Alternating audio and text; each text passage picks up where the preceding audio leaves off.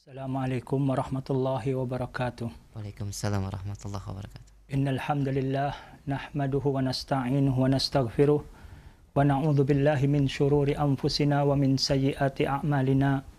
Man yahdihillahu fala mudilla lahu wa man yudlil fala hadiyalah.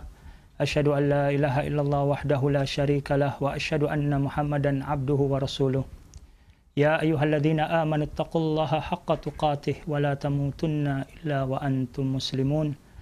Ya ayyuhan nasu taqu rabbakumul ladzi khalaqakum min nafsin wahidah wa khalaqa minha zawjaha wa bassa minhuma rijalan katsiran wa nisaa'a wattaqullaha alladzi tasaaluna bihi wal arham innallaha kana 'alaikum raqiba.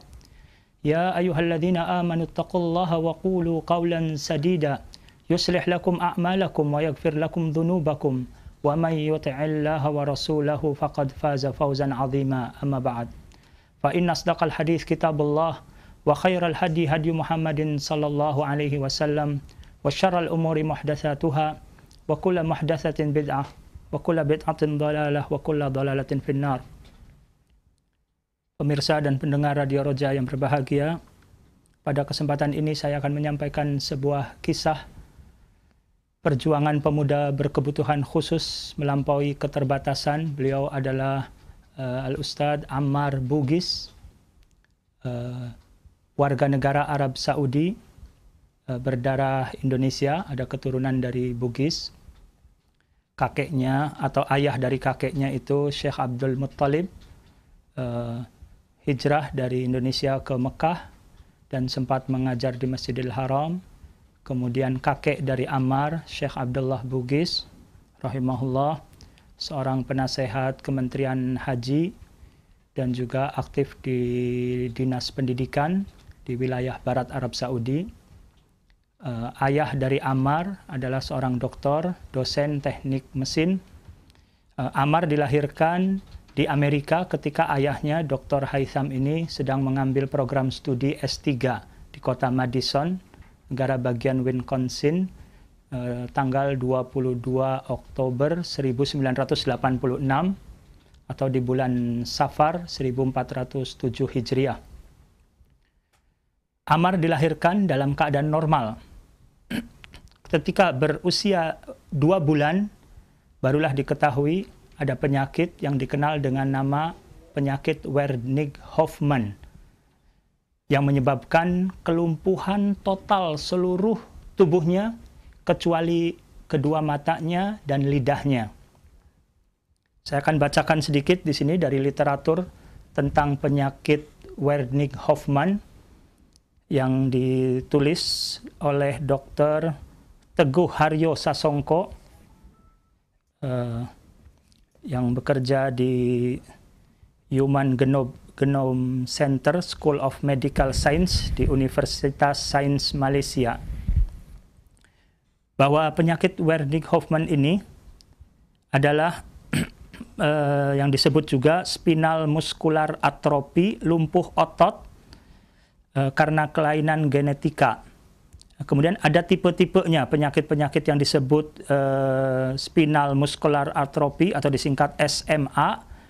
Berdasarkan tingkat keparahannya, SMA dibagi ke dalam 3 tipe. Tipe pertama atau disebut juga Wernicke-Hoffmann adalah tipe yang paling parah. Gejala-gejala pada SMA tipe pertama ini dimulai sangat awal, bisa sejak sebelum kelahiran atau paling lambat sejak usia 6 bulan setelah kelahiran. Ammar 2 bulan setelah kelahiran. Gejala-gejalanya ditandai dengan kesulitan bernafas, tidak dapat menyusu, dan kelemahan otot yang menyeluruh. Problem utama bayi SMA tipe pertama ini adalah kelemahan pada otot-otot pernafasan yang membuatnya sering bergantung pada alat bantu pernafasan. Alat bantu pernafasan bayi memiliki harapan hidup yang sangat rendah, di mana semua atau hampir semua bayi meninggal sebelum usia 2 tahun disebabkan kegagalan pernafasan. Ini pun diprediksi oleh dokter di sana yang menyatakan bahwa harapan Ammar untuk hidup sangat-sangat tipis atau boleh dikatakan dianggap mustahil oleh mereka. Tapi ternyata dengan izin Allah Subhanahu wa Ta'ala, Ammar diberi umur lebih panjang, sampai sekarang usianya 27 tahun. Subhanallah, kalau memang belum datangnya ajal, maka Allah pun belum akan mencabutnya, malaikat juga belum akan mencabutnya. Dan ini juga menunjukkan kekuasaan Allah Subhanahu wa taala yang dengan hikmahnya menguji Ammar dan keluarganya, dan juga untuk kita semua untuk mengambil ibrah dari kisahnya, agar kita menjadi orang-orang yang bersyukur kepada Allah dan kita menjadi orang-orang yang sabar. Alhamdulillah, Ammar, saya berkunjung ke rumahnya selama 4 kali, sekitar 3 bulan yang lalu. Dan subhanallah, ada suatu hal di luar dugaan yang sebelumnya, sebelum berjumpa dengan Ammar, seharusnya saya sudah pulang ke Indonesia, tapi ada halangan di sana. Tapi ternyata ada hikmahnya, dengan halangan tersebut menyebabkan saya subhanallah dengan izin Allah bisa bertemu dengan Ammar, berjumpa 4 kali ke rumahnya, dan juga membaca literatur. Juga Ammar menulis buku tentang dirinya, biografinya. Saya sempat mendapatkannya juga dan membacanya. Kemudian diceritakan, Ammar bercerita, saya tidak merasa beda dengan anak-anak sehat lainnya. Sejak kecil saya tidak merasa beda. Saya tidak minder. Saya punya percaya diri. Ini juga penting bagi kita semua, khususnya lebih-lebih lagi bagi mereka yang sedang tertimpa musibah, yaitu berupa kelumpuhan atau penyakit-penyakit yang lain, kekurangan fisik dan lain sebagainya. Sering di antara mereka itu minder, tidak percaya diri. Ammar tidak. Pernah di masa kecilnya ada anak tetangga mengatakan kepada Ammar, "Ammar, mengapa kamu tidak bisa bergerak? Mengapa kamu tidak bisa berjalan?" Ammar balik bertanya, "Kalau kamu, kenapa kamu bisa berjalan? Kenapa kamu bisa bergerak?" Anak itu mengatakan, "Allah menciptakan saya bisa bergerak dan berjalan. Kalau begitu sama, saya juga Allah menciptakan saya tidak bisa bergerak dan tidak bisa berjalan." Luar biasa kesabaran Ammar, dan dia tidak suka kalau dipandang oleh orang dengan pandangan yang memelas, pandangan kasihan, pandangan aneh. Dia ingin diperlakukan seperti anak normal lainnya. Ketika sudah usia sekolah pun, Ammar sekolah di sekolah normal dengan anak-anak sehat lainnya, di sekolah umum di Amerika sampai kelas 3 SD. Pihak sekolah juga menerima keadaan Ammar. Kemudian juga Ammar di masa kecilnya sering mengalami gangguan pernafasan, terganggu juga paru-parunya, jantungnya, sehingga sering tidak masuk sekolah. Tapi setiap Ammar tidak masuk sekolah, pihak sekolah mengutus guru untuk datang ke rumah Ammar mengajarkan pelajaran-pelajaran yang tertinggal. Juga ketika pelajaran olahraga, teman-teman Ammar pergi ke lapangan berolahraga, pihak sekolah juga tidak membiarkan Ammar sendiri di kelas, yang bisa mengakibatkan mungkin dia sedih, melamun. Tapi diberi kegiatan yaitu berupa fisioterapi di sekolah, ada pelatihnya, ada pembimbingnya, dan juga di setiap Ammar berangkat sekolah pun ada pembimbing yang mendampingi, ada pendamping Ammar yang mendorongkan kursi roda, yang menuliskan di kelas catatan-catatannya, yang menyuapi dan lain sebagainya. Khusus selama berada di sekolah, ada pihak sekolah menyediakan. Ini juga pelajaran bagi kita semua, khususnya juga pihak sekolah, pengurus dari sekolah-sekolah Islam, guru-guru, dan termasuk sekolah-sekolah negeri lainnya semuanya, adalah bagaimana kita bisa mendidik anak, bahkan juga bisa menerima anak berkebutuhan khusus pun untuk sekolah dengan mereka. Ini. Sehingga ada rasa kepercayaan diri dan mereka mampu untuk sekolah. Dalam hal mengikuti pelajaran mereka mampu. Berbeda kalau ada hal-hal yang kelemahan dalam hal pemahamannya dan lain sebagainya barangkali. Tapi ini mereka mampu hanya karena masalah keterbatasan fisik saja. Ammar di Amerika selalu mendapatkan ranking, nilainya selalu istimewa. Kemudian pulang ke ayahnya, selesai program doktor, pulang ke Jeddah. Ayahnya mencarikan sekolah untuk Ammar. Ternyata tidak ada satupun pihak sekolah yang mau menerima Ammar. Karena berbagai macam alasan, belum ada fasilitas, takut mengganggu anak-anak yang lain, dan lain sebagainya. Dan banyak disarankan untuk sekolah di SLB, sekolah luar biasa. Ammar tidak mau untuk sekolah di luar biasa. Dia tetap ingin sekolah bersama anak-anak yang normal. Tapi akhirnya ada solusi, salah satu kepala sekolah teman kakeknya mempersilahkan Ammar belajar di rumah dan mengikuti tes saat ujian di sekolah dan mendapatkan ijazah dari sekolah tersebut. Alhamdulillah, Ammar sampai lulus SD, lulus SMP, lulus SMA dengan nilai rata-ratanya 96 dari 100. Ketika usia 11 tahun, didatangkan oleh ayahnya guru tahfidz, guru Al-Quran, mengajarkan yang ngaji. Alhamdulillah selama 2 tahun sampai 13 tahun umurnya, dia bisa berhasil menghafalkan Al-Quran 30 juz. Subhanallah. Setelah lulus SMA, Ammar ingin melanjutkan ke universitas. Banyak kerabatnya, teman-temannya mengatakan, sudah Anda cukup. Anda tidak bisa bergerak sama sekali, sudah luar biasa prestasi Anda bisa lulus SMA. Tidak perlu lagi sekolah untuk universitas, merepotkan. Tidak, saya tetap akan kuliah. Akhirnya ibunya, seorang lulusan dari Universitas Ummul Qura di Mekah, jurusan Usuluddin, Magister, menginginkan Ammar sekolah di kuliahnya di Ummul Qura, mengambil hukum jurusan syariah. Adapun ayahnya lebih menginginkan Ammar sebenarnya kalau sekolah di Jeddah saja, biar dekat dari rumahnya. Tapi Ammar memilih pilihan ibunya, karena kedekatannya yang sangat dengan ibunya, dia memilih pilihan ibunya untuk sekolah di Mekah. Pada saat awal mulai kuliah, ayahnya yang mengantarkan Ammar ke Mekah dari Jeddah, perjalanan kurang lebih 1 jam perjalanan. Dalam perjalanan sebelumnya, mobil yang biasa dinaiki oleh Ammar yang agak lebar, lebih tinggi, sehingga kursi rodanya itu bisa dimasukkan ke dalam mobil, pada saat itu mogok. Sehingga terpaksa Ammar berangkat dengan mobil yang kecil. Kursi rodanya ditaruh di bagasi, Ammar sendiri duduk di kursi biasa. Nah, itu tidak nyaman bagi Ammar duduk di kursi seperti itu. Berangkat pergi ke Makkah. Dalam perjalanan ayahnya menganjurkan atau menyarankan agar Ammar sekolah di Jeddah saja. Ammar mengatakan, nanti Umi marah kalau saya sekolah di Jeddah. Umi pingin saya sekolah di Mekah. Ya, saya kasihan saja dengan kamu, khawatir merepotkan. Setiap hari kamu harus berangkat kuliah dengan keadaan seperti ini, melelahkan sekali bagi kamu. Akhirnya sampai di depan pintu gerbang, sampai di kampus Ummul Qura, ayahnya bertanya lagi, bagaimana pendapat kamu? Apa yang kamu putuskan? Seketika itu Ammar memutuskan untuk kembali lagi ke Jeddah saja, untuk tidak jadi sekolah di Mekah, karena dia juga merasa tidak sanggup setiap hari berangkat, perjalanan yang agak jauh dalam keadaan yang lelah. Sedangkan mobil yang besar juga tidak ada jaminan untuk setiap saat ada untuk bisa membawa Ammar ke Mekah. Akhirnya kembali lagi ayahnya, sampai di rumah, ibunya marah-marah, bahkan juga marah kepada suaminya.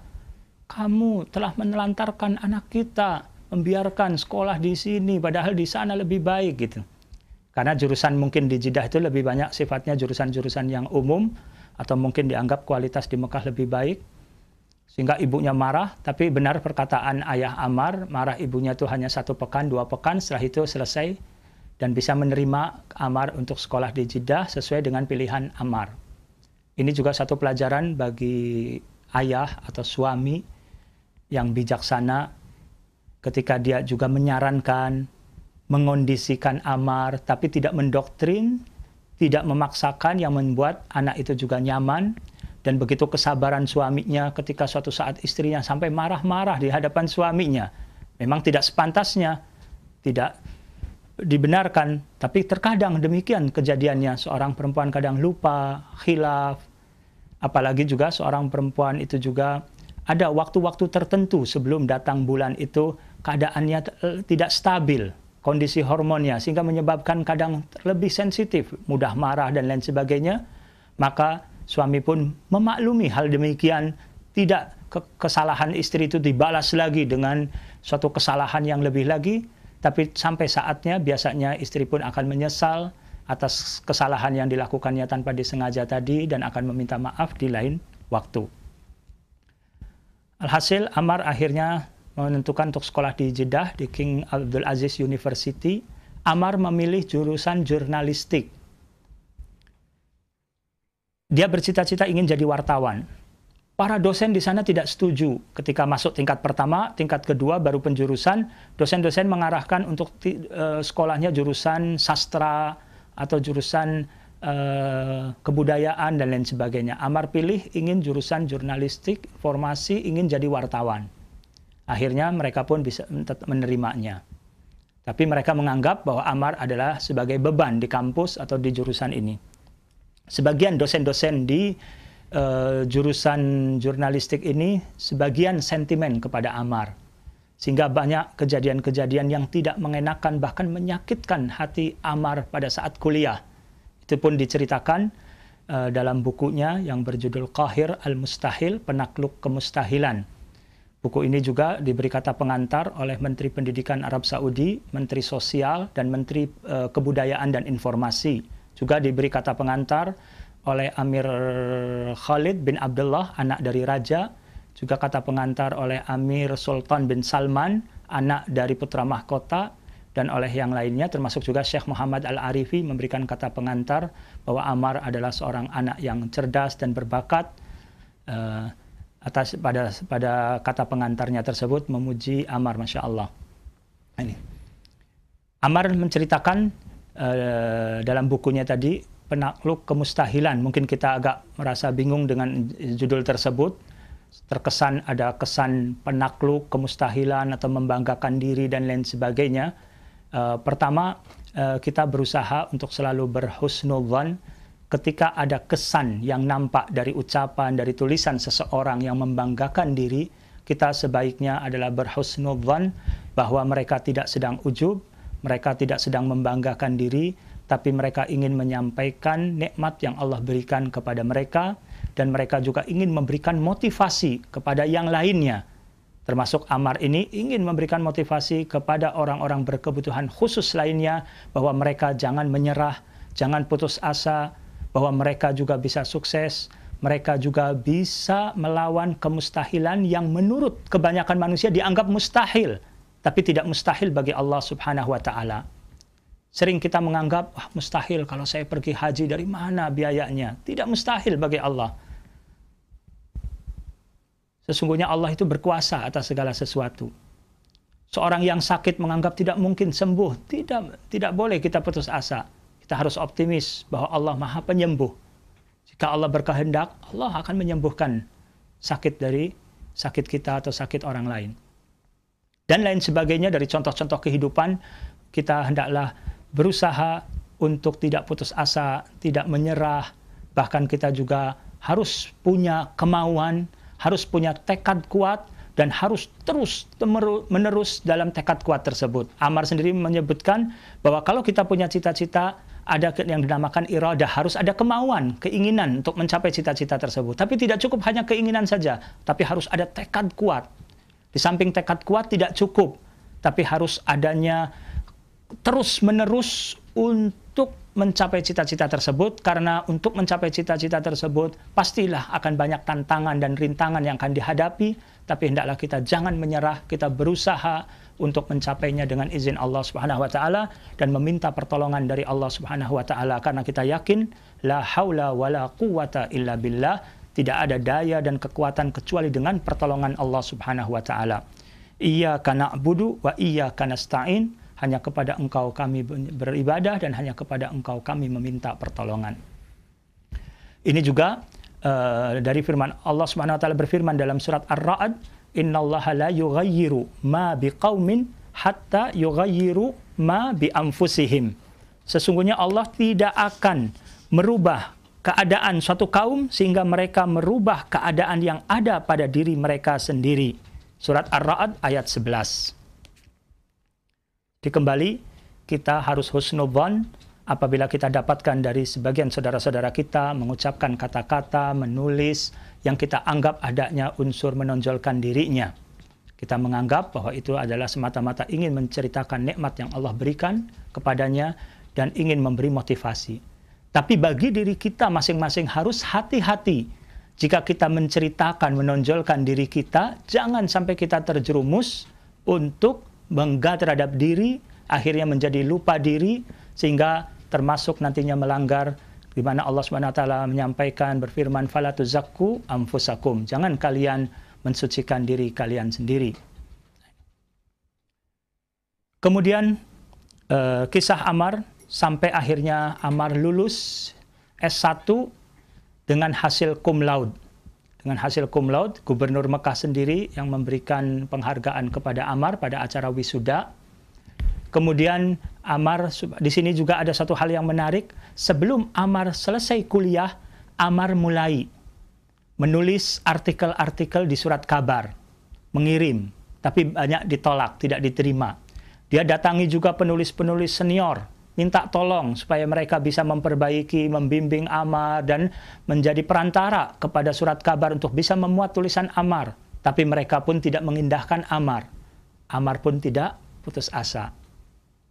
Subhanallah, akhirnya ada seorang dosen yang sering memberikan kontribusi, menjadi kontributor di salah satu surat kabar, mengajak Ammar untuk berkenalan dengan pihak surat kabar. Akhirnya Ammar mulai diwawancara, dan akhirnya Ammar juga mulai menulis dan mulai diterima tulisan-tulisan Ammar, tetapi sama sekali tidak dikasih honor.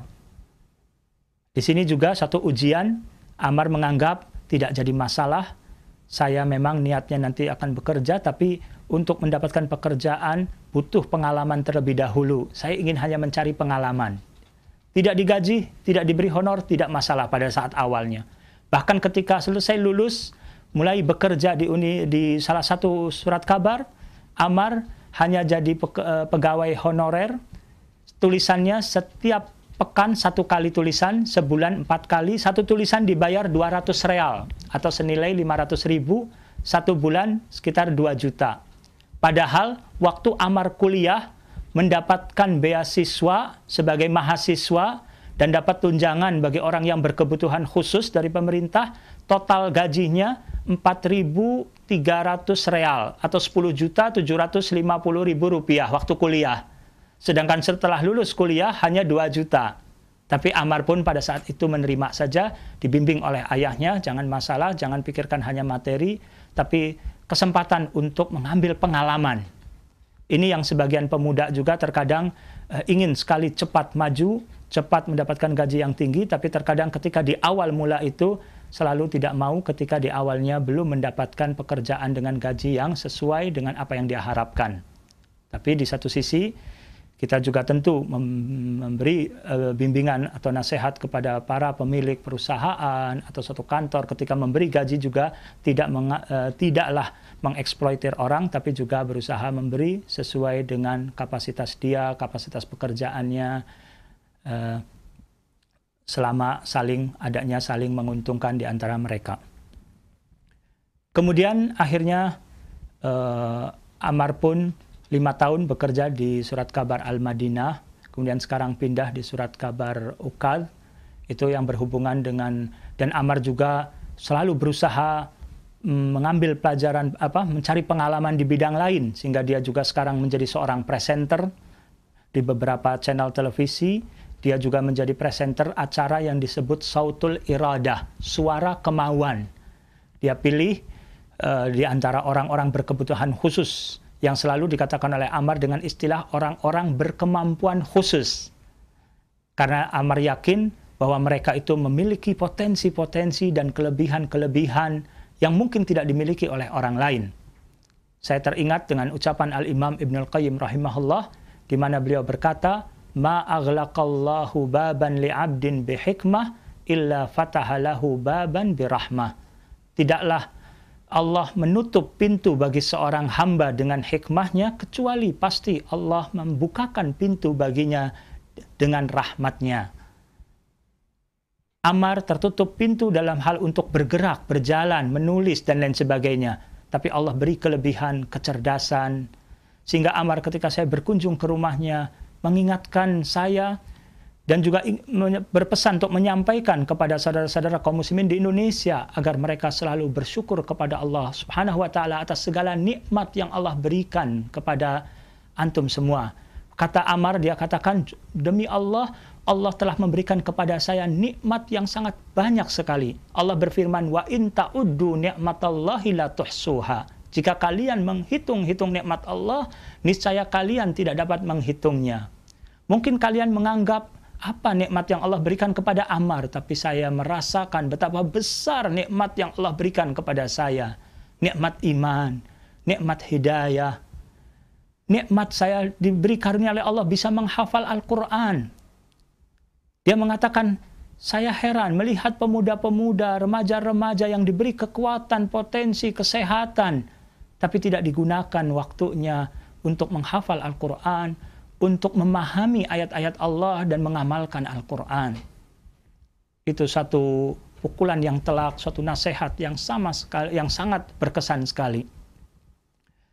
Ammar juga dalam bukunya mengatakan, saya menulis buku ini ingin merubah paradigma, pola pikir manusia agar jangan menganggap remeh kepada orang-orang berkebutuhan khusus, atau bahkan tidak hanya meremehkan saja, tapi kadang juga menzalimi mereka, tidak memberikan hak-hak untuk mereka.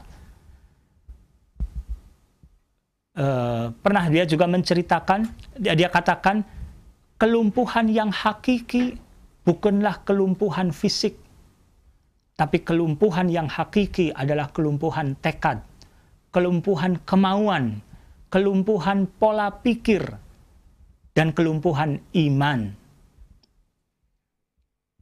Juga beliau mengkritik pepatah yang dikatakan al-aqlus salim fil jismis salim. Akal yang sempurna, akal yang sehat terdapat pada jasmani yang sehat. Dia katakan ini kurang tepat. Yang tepat adalah al-aqlus salim fil qalbis salim. Akal yang sehat terdapat pada hati yang sehat, hati yang hidup. Di mana Rasulullah SAW bersabda, yang artinya sesungguhnya pada manusia itu terdapat segumpal daging yang jika baik maka akan baik seluruh tubuhnya, jika itu buruk maka buruklah seluruh tubuhnya. Itu adalah hati.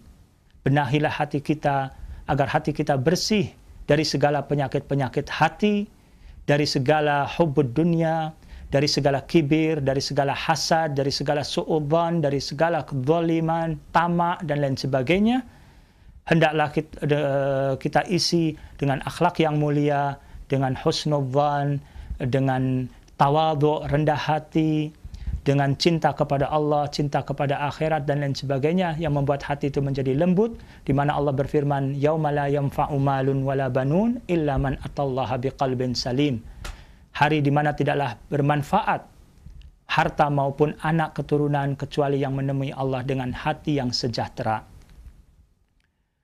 Ini di antara pesan-pesan Ammar yang berkenaan dengan masalah kelumpuhan yang hakiki. Kemudian juga beliau ceritakan dalam bukunya, pernah ketika beliau menjumpai Syekh Abdul Aziz Al-Syekh, Mufti Arab Saudi, ada salah seorang stafnya berkata kepada Mufti, ya Syekh, ada seorang yang cacat yang datang kepada Anda. Syekh marah. Dia katakan, jangan Anda bilang dia orang cacat. Orang penghafal Al-Quran bukan orang cacat. Orang yang cacat hakiki adalah orang yang jauh dari ayat-ayat Allah, orang yang tidak menghafal Al-Quran, orang yang tidak membaca Al-Quran dan tidak memahami isinya. Sedangkan dia bukan orang cacat. Katakan demikian sebagai pembelaan terhadap Ammar. Ada hal yang menarik juga dari kisah hidupnya. Ammar pernah diminta oleh direktur studio di satu channel televisi untuk datang menjadi bintang tamu dari seorang syekh, seorang dai yang sangat terkenal di Timur Tengah dalam satu acara. Tetapi direktur studio itu belum membicarakan sebelumnya kepada dai tersebut yang biasa membawakan acara rutinnya di televisi. Ketika Ammar datang, kemudian syekhnya itu diberitahu oleh direktur bahwa ada seorang pemuda yang lumpuh menjadi bintang tamu untuk acara antum ya Syekh. Syekhnya diberitahu tapi ingin berjumpa dengan Ammar. Ketika berjumpa, mungkin pada saat pertama kali berjumpa, Syekh kaget melihat bentuk fisiknya yang aneh. Kepalanya yang agak mungkin lebih besar, kakinya yang kecil, tangannya yang kecil, dan lain sebagainya. Yang membuat Syekh mungkin belum siap untuk menerima Ammar dalam acara beliau. Tapi Syekh berbisik kepada direktur studio bahwasanya tolong beritahu kepada Ammar, saya minta maaf tidak bisa menerimanya. Nah, tentu Ammar diberitahu seperti itu, kecewa dia.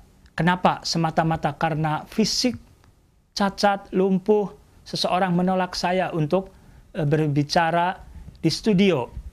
Dia pulang dengan kekecewaan. Ada beberapa orang yang menyaksikan peristiwa itu. Mereka menggunakan kesempatan untuk menjatuhkan syekh tersebut.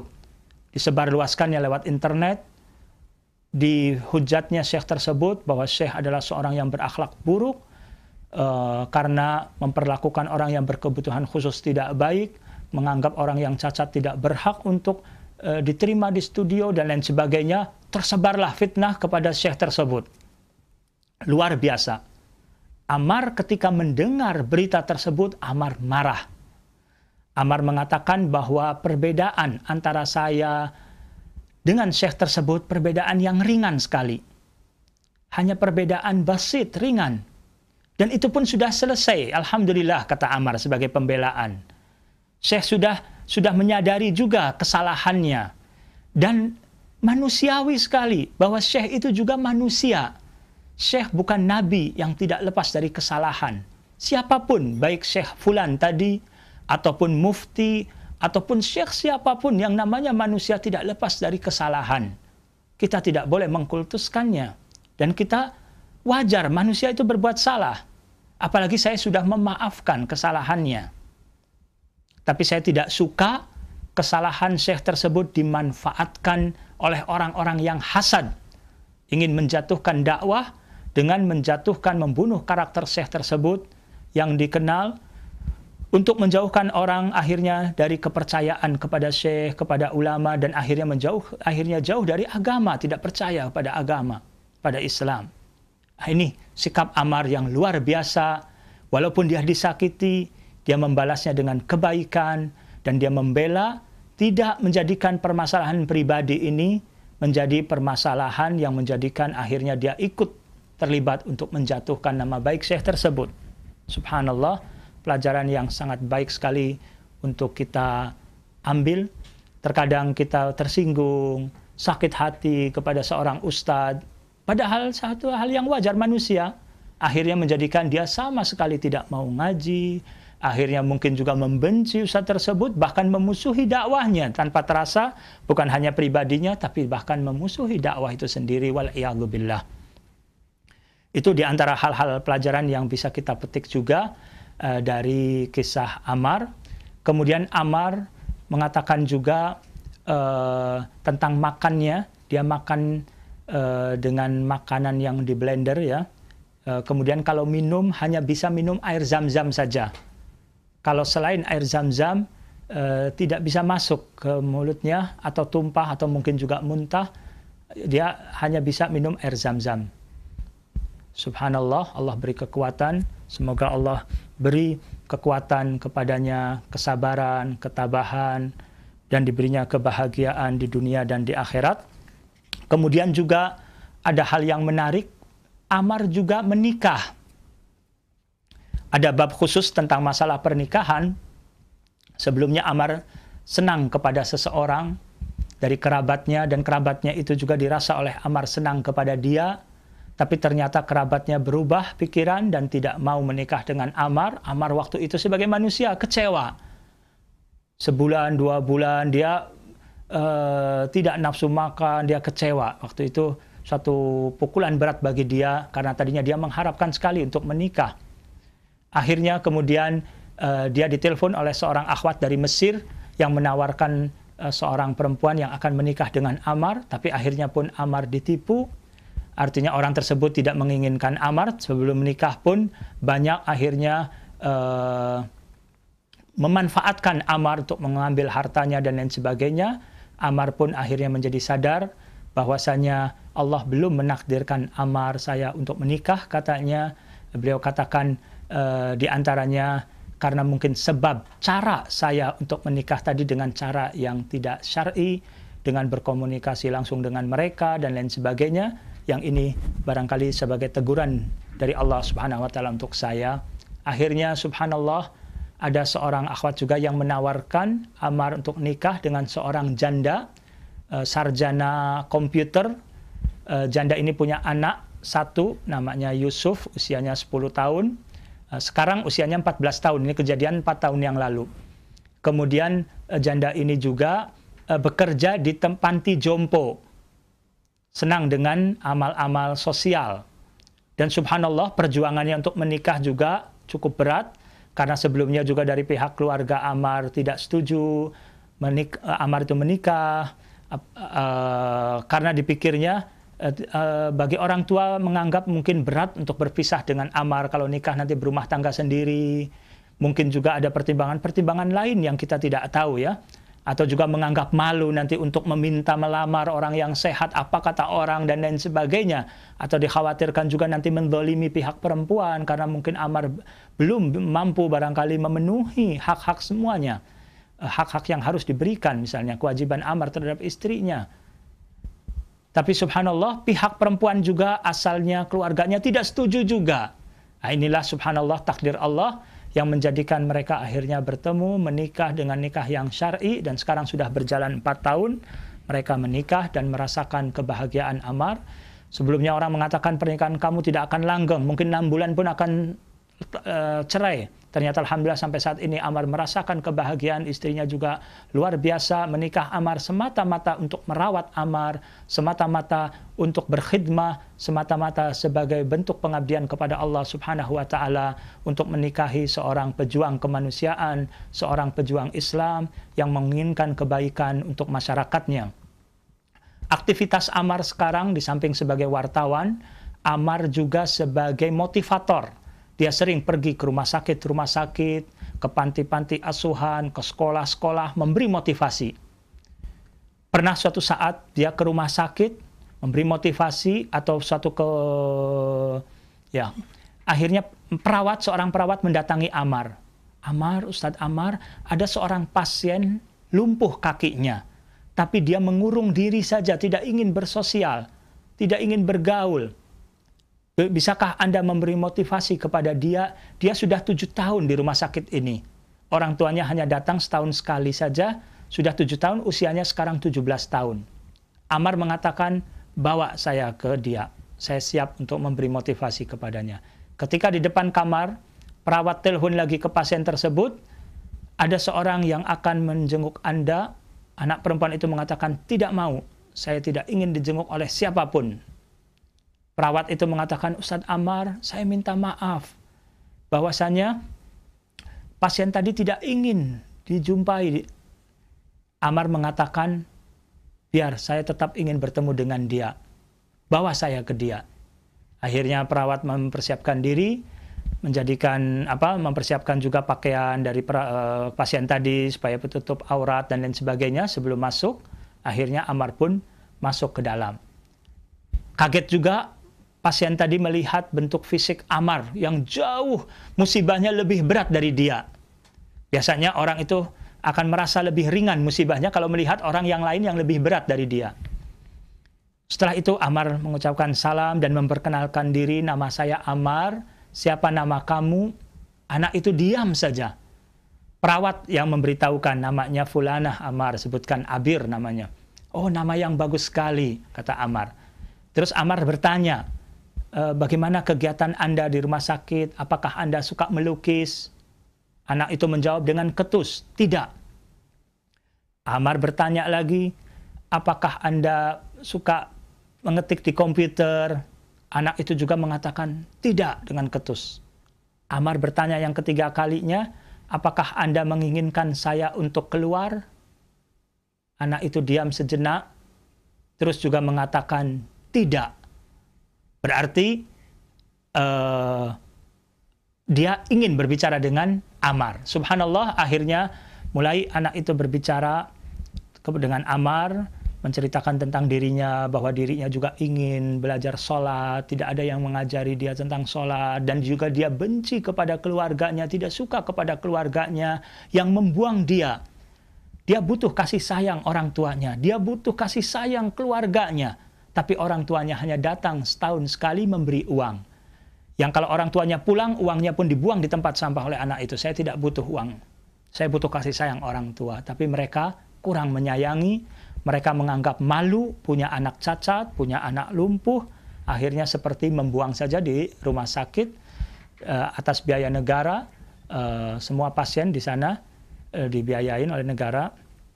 Kemudian khususnya di sana, ya. Kemudian Ammar akhirnya menghibur pasien tersebut kalau datang lagi, membawa alat-alat lukis, memberi motivasi. meminta supaya anak itu mau keluar ke kebun, ke taman, supaya dia mau juga pergi ke laut. Akhirnya mau, timbul harapan bagi anak itu, timbul semangat dalam hidup. Subhanallah, Ammar merasa senang, merasa bisa berbuat. Tapi ternyata suatu saat Ammar kaget, dari bagian rumah sakit mengatakan kepada Ammar, maaf, orang tua Abir meminta Anda memutuskan hubungan dan komunikasi, sama sekali tidak boleh berkomunikasi dengan Abir. Ammar kaget, mengapa demikian? Saya tidak tahu, kata pihak rumah sakit, kami tidak tahu. Saya harus tahu, bawa saya ke rumah orang tuanya. Akhirnya dibawa ke rumah orang tuanya. Akhirnya ibunya tetap mengatakan, saya tidak ingin anak saya punya harapan dalam hidup. Saya tetap tidak ingin. Saya sebagai orang tua berhak. Orang tua Abir berhak bahwa kamu tidak boleh sama sekali berhubungan, berkomunikasi sama sekali. Akhirnya Ammar pun dengan sangat sedih dan sangat kecewa sekali. Dan merasa heran. Ada orang di zaman sekarang ini yang hatinya seorang ibu, tapi hatinya keras membatu. Seperti seorang yang mengubur anaknya hidup-hidup, mematikan semangatnya, mematikan harapannya. Itu yang Ammar membuat sedih. Dan subhanallah, motivasi-motivasi Ammar, banyak orang termotivasi, baik orang-orang yang sakit maupun orang yang sehat. Ketika Ammar selesai memberikan pidato, banyak dari mereka yang berterima kasih kepada Ammar karena telah memberikan semangat baru dalam hidupnya, memberikan rasa optimis dalam kehidupannya. Dan subhanallah, dalam suatu konferensi orang-orang berkebutuhan khusus yang diadakan di Riyadh, Ammar waktu itu jadi juru bicara untuk orang-orang berkebutuhan khusus untuk seluruh Arab Saudi, ikut hadir. Datang dari seluruh dunia pesertanya. Ada seorang perempuan dari Peru, non-muslim, melihat Ammar, ketabahannya, kesabarannya, dan keberhasilannya dalam kegiatan-kegiatannya, sampai bertanya kepada Ammar, apa kekuatan yang Anda miliki sampai demikian Anda demikian tabahnya?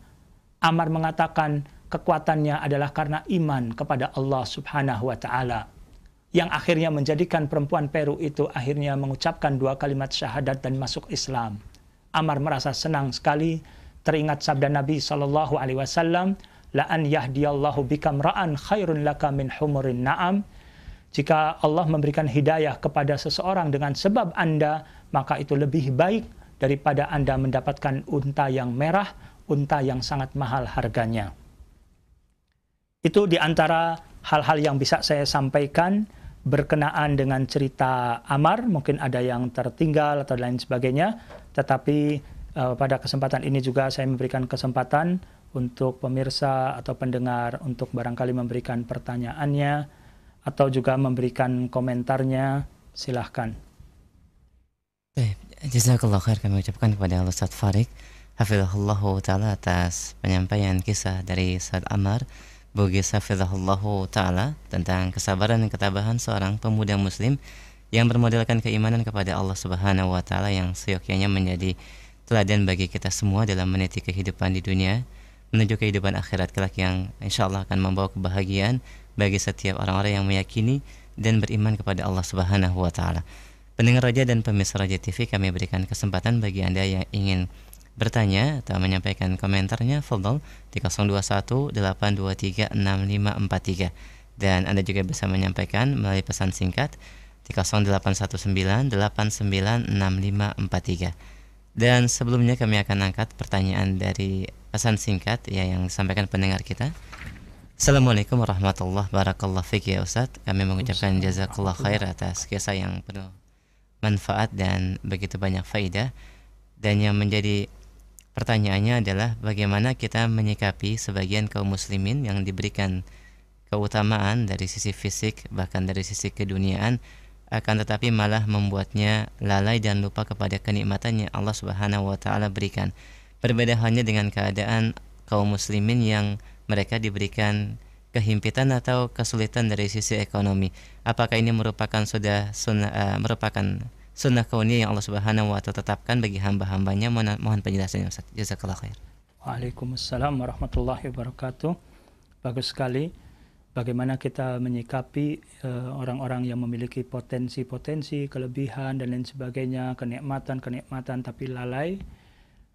Kemudian ada lagi orang yang diuji dengan sedikitnya harta atau dengan penyakit dan lain sebagainya, yang terkadang juga mereka kurang sabar.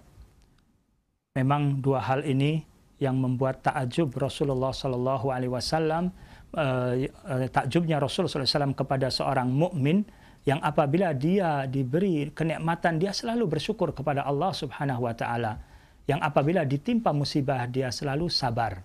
Inilah keadaan seharusnya seorang muslim, seorang mukmin harus selalu bersyukur dan harus juga selalu sabar.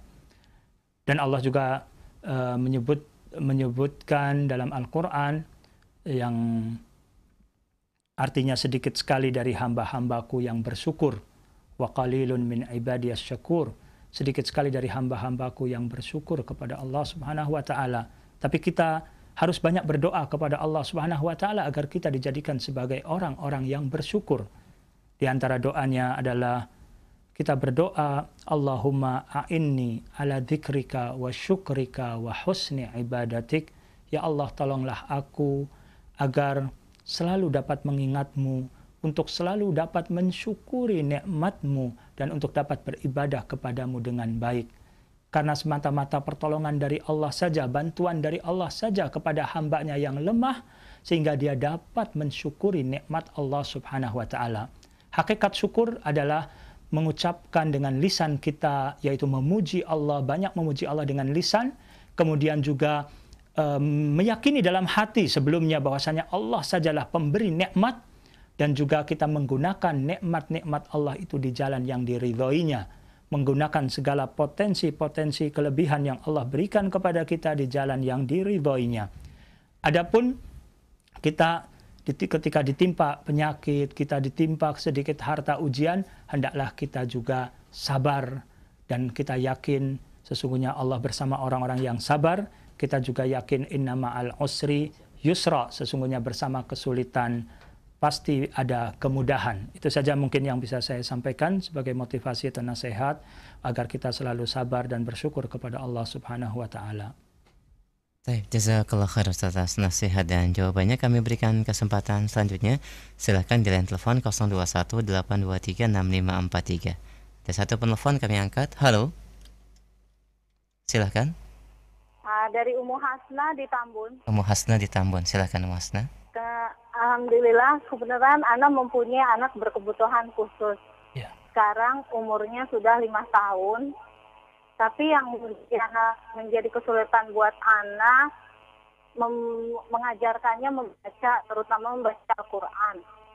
Dia ingin sekali mengikuti seperti kakaknya yang sudah hafal Al-Quran. Saya merasa sedih. Gimana untuk motivasi saya, suami dan keluarga? Mohon nasihat Ustadz. Untuk anaknya itu berkebutuhan khusus apa? Kakinya yang sakit? Dia berkebutuhan khusus, ada gangguan di otak, divonis dokter, TP, cerebral palsy. Ya, ya. Baik. Jadi otaknya itu kecil, dari lahir saya diterapi umur 5 bulan. Ya, Sampai ya. sekarang saya menjalani terapi dan sekolah umum. Untuk membaca sudah bisa, Bu? Membaca dia belum, Ya. hanya satu kata menyebutkan Umi, Abi, Iya, iya. seperti aja, Ya, seperti ya. makan. Ya. Baik, Bu. Jazakallah khair. Semoga Itu saja. Syukron, Ya. Ustaz. Barakallahu fiik. Assalamualaikum. Waalaikumsalam warahmatullahi.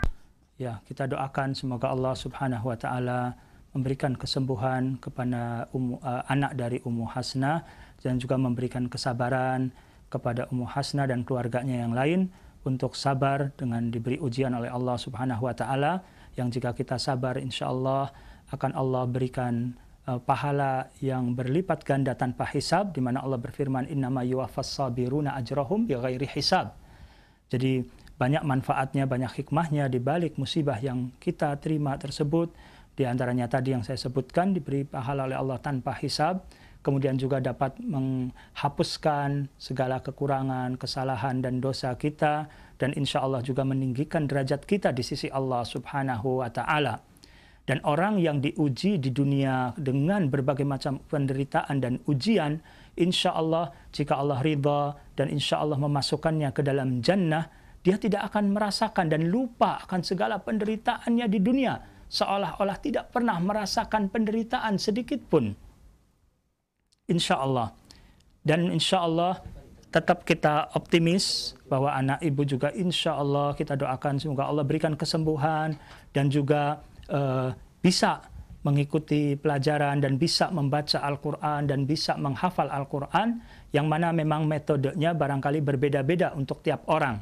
Ammar sendiri mengatakan ketika ditanya kira-kira bagaimana cara Anda menghafal Al-Quran, kata beliau cara menghafal berbeda-beda. Ada orang yang Allah berikan potensi yaitu dengan mendengar, dia bisa mudah menghafal dengan mendengar.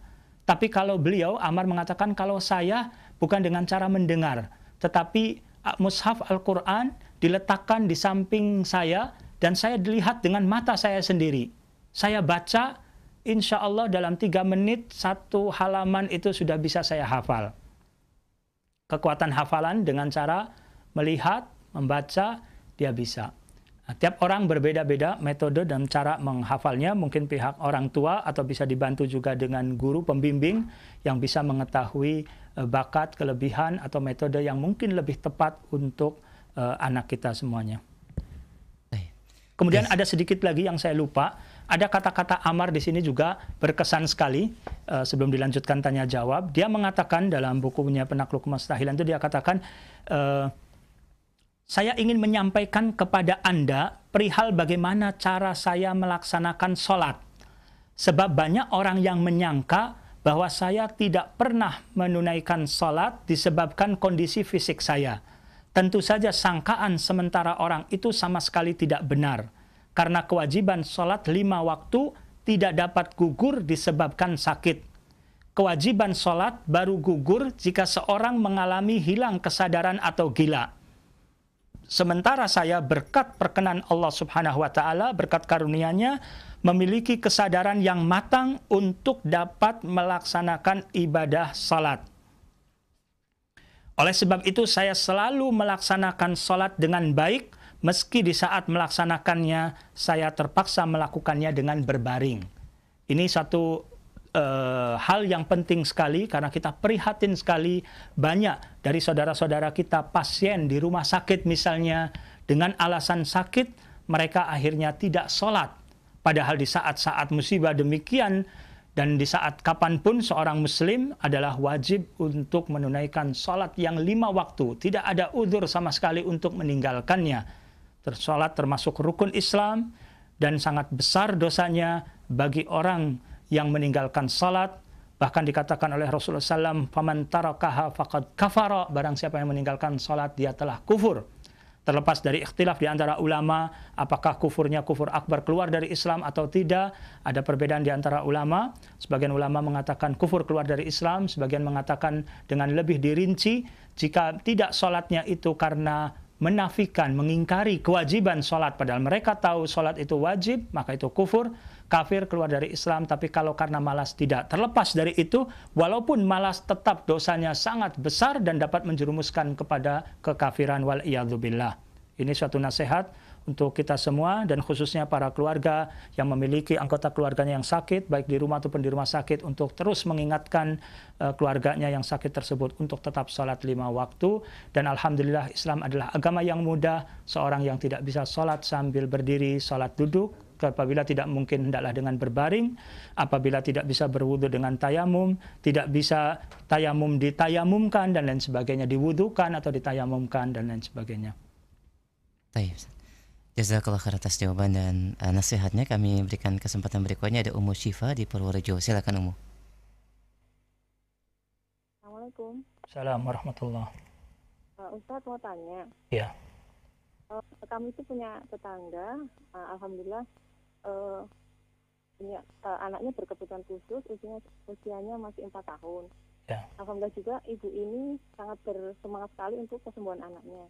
Tetap semua pengobatan yang dianjurkan tetangga atau siapa saja insya Allah diikuti. Tapi kadang ibu ini berobat kepada yang pada Ya. orang tua gitu. Bagaimana cara menasihati agar tidak keluar dari yang sudah ditentukan oleh Allah, agar tidak keluar dari jalur syariah. Ya, bagus Demikian, sekali. Ustaz. Assalamualaikum. Waalaikumsalam Assalamualaikum warahmatullahi wabarakatuh. Jazakallahu khair. Permasalahan ini bagus sekali, saya lupa di awal buku diceritakan oleh Ammar tentang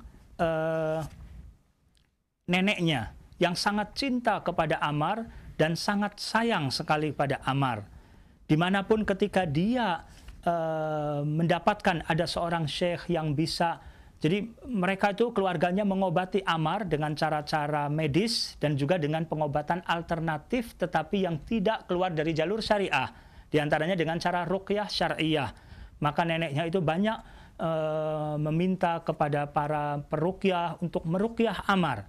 Itu di antara contoh mencari sebab yang syar'i. Karena sebagian dari saudara-saudara kita ketika ditimpa musibah, baik keluarganya atau dirinya, belum sembuh juga dari sakitnya, kurang sabar atau tidak sabar, kurang tawakalnya kepada Allah, akhirnya mencari jalur-jalur alternatifnya dengan cara-cara yang tidak diperbolehkan, yang tidak dibenarkan, atau bahkan yang dilarang oleh syariah, yaitu dengan cara pergi ke dukun, ke orang pintar, dengan berbagai macam istilahnya, paranormal ataupun yang lainnya. Padahal Nabi SAW bersabda, "Man ata arrafan au kahinan fasaddaqahu bima yaqul faqad kafara bima unzila ala Muhammad sallallahu alaihi wasallam." Barang siapa yang mendatangi dukun atau tukang ramal dan dia membenarkannya, maka dia telah kufur atas apa yang diturunkan kepada Nabi Muhammad sallallahu alaihi wasallam. Kita ketika melihat ada tetangga yang melakukan hal tersebut, pelanggaran-pelanggaran, pertama kali hendaklah kita berdoa kepada Allah Subhanahu wa taala agar Allah memberikan hidayah kepada kita dan kepadanya. Tetapi tidak cukup hanya berdoa saja, tetapi kita diam saja dari kemungkaran, maka wajib kita juga mengingatkan dan menasehati dengan cara yang baik. Di antara mungkin yang disarankan adalah hendaklah kita juga punya empati kepada anak tetangga tersebut, kepada tetangga kita yang sakit tersebut. Tidak cukup hanya mungkin dengan dakwah dengan kata-kata saja, tetapi di antara dakwah yang lebih membekas adalah dengan dakwah bilhal, dengan langsung perbuatan, dengan empati kita. Misalkan kalau kita mempunyai kelebihan harta, kita juga bantu, apalagi kita tahu tetangga misalnya sangat kurang sekali, sangat tidak mampu sekali untuk pengobatan, kita berusaha mendatangkan orang yang bisa meruqyah, mendatangkan dokter dan lain sebagainya dengan biaya kita. Kalau kita ternyata tidak mampu secara materi, kita bisa jadi perantara. Kita mendatangi dokter atau mendatangi donatur yang bisa membantu tetangga kita yang kurang mampu misalkan. Dengan hubungan yang baik dengan tetangga tersebut, ketika kita menyampaikan suatu hal yang baik pula, insya Allah mereka tidak akan tersinggung, tidak akan marah, meskipun barangkali mereka belum mau menerima saran kita misalkan. Maka bagi para penasehat, tidak dituntut untuk supaya nasihatnya harus diterima, tapi kita menyampaikan kewajiban kita dengan cara yang baik. Kalau kita diam, orang lain diam, siapa yang akan menyampaikan kepada dia?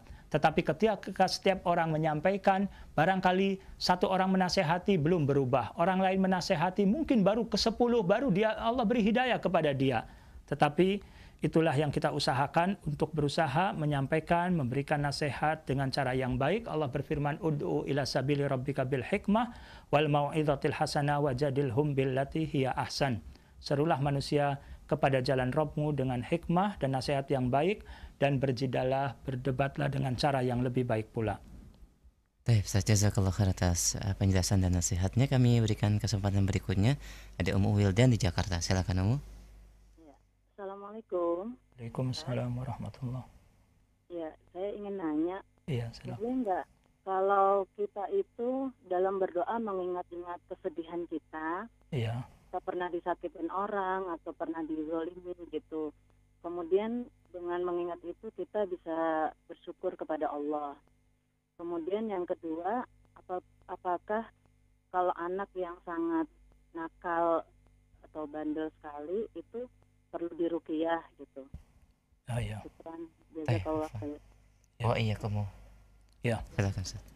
Pertama, boleh tidak kalau kita punya peristiwa yang sangat menjadikan, disakiti orang dan lain sebagainya, kita berdoa sambil mengingat-ingat hal tersebut.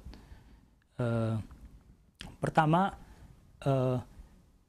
agar kita ini kalau terlalu mengingat-ingat lagi dan lain sebagainya akhirnya menjadi beban bagi kita, hendaklah kita berusaha melupakan kejadian yang masa lalu gitu kan.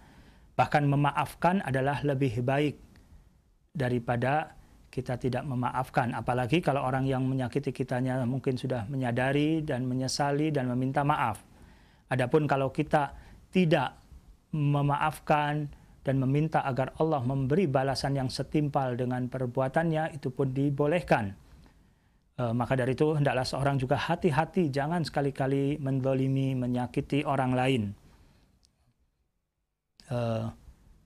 Kemudian untuk anak yang bandel, boleh tidak diruqyah adalah boleh saja.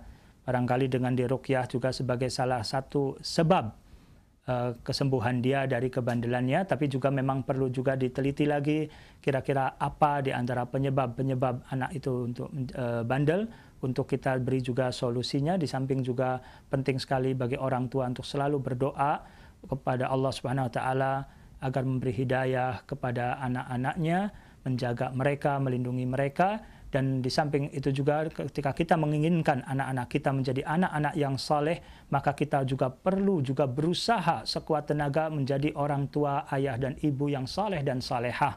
Sehingga Allah akan menjaga diri kita dan anak-anak kita sebagaimana sabda Nabi sallallahu alaihi wasallam, "Ihfazillah yahfazka."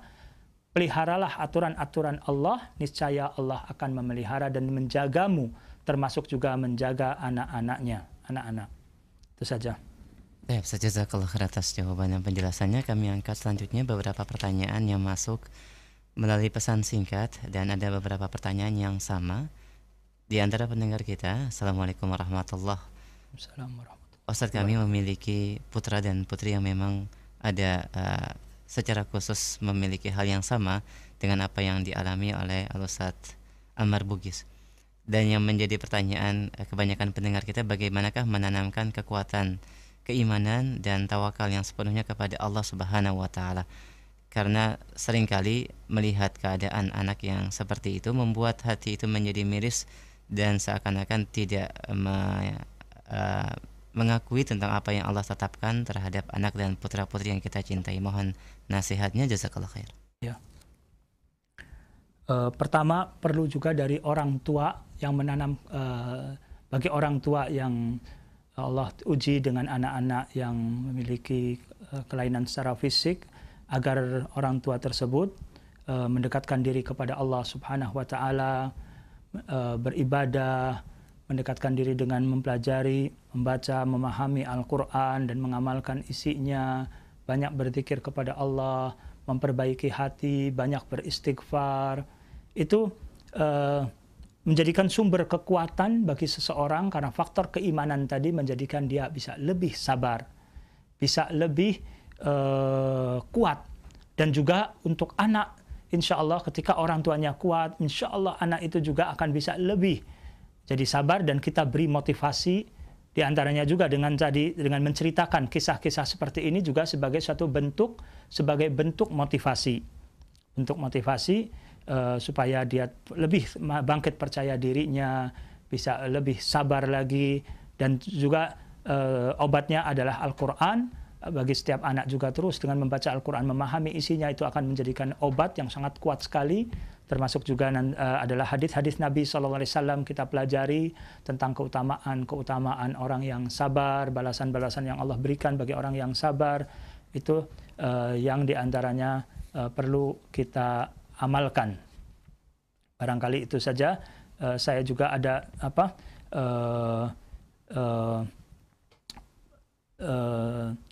ceramah yang mungkin sering disampaikan juga di Radio Roja, yaitu yang berjudul Sikap Muslim Menghadapi Musibah.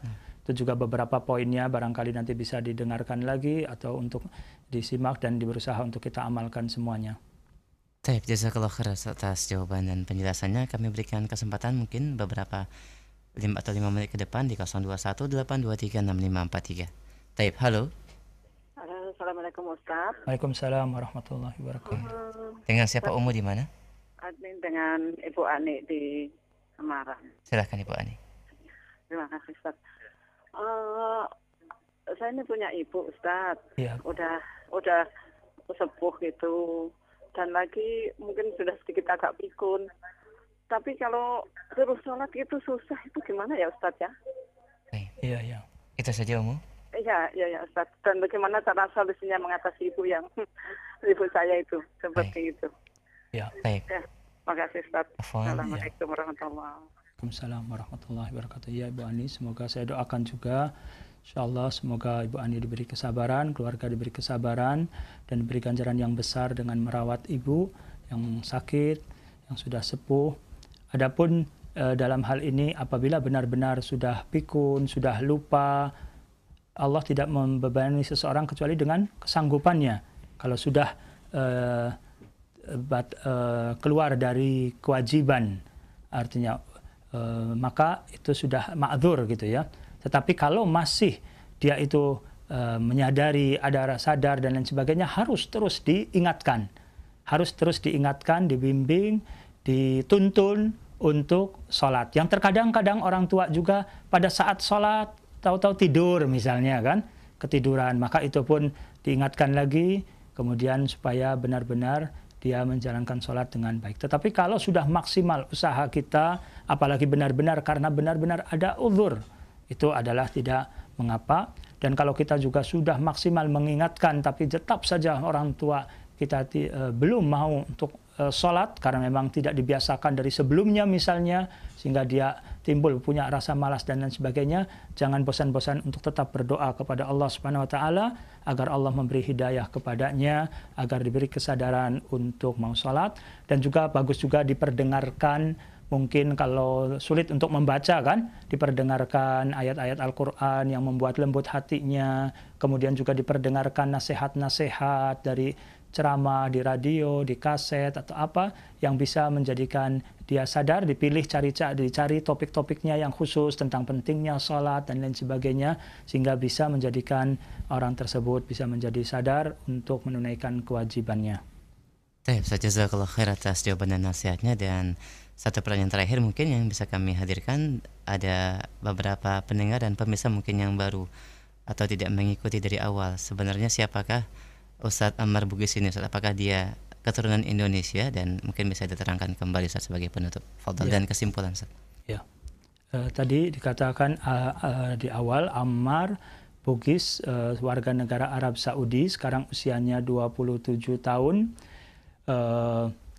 berasal dari Sulawesi, punya keturunan dari Sulawesi. Itu tentang kepribadian Ammar ya.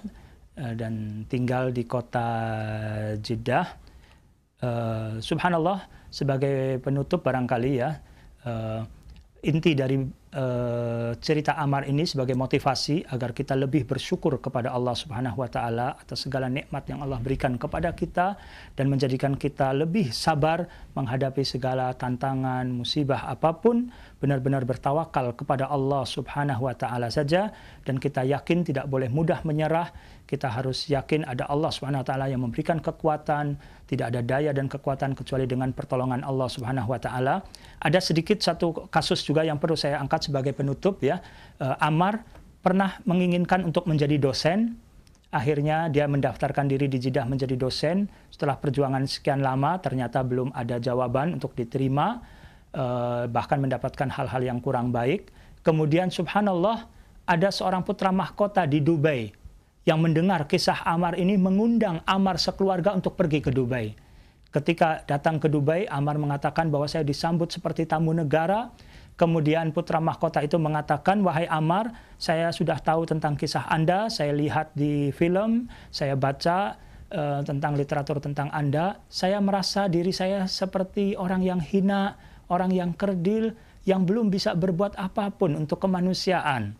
Sedangkan antum, seorang yang berkebutuhan khusus, tidak bisa bergerak sama sekali, tapi aktivitasnya luar biasa, kontribusinya untuk masyarakat, dan dia sering pergi ke luar negeri, pemirsa, pendengar, ke Mesir, ke Qatar, ke Dubai, ke Oman, dan sekarang ini sebenarnya beliau juga sedang berada di Indonesia.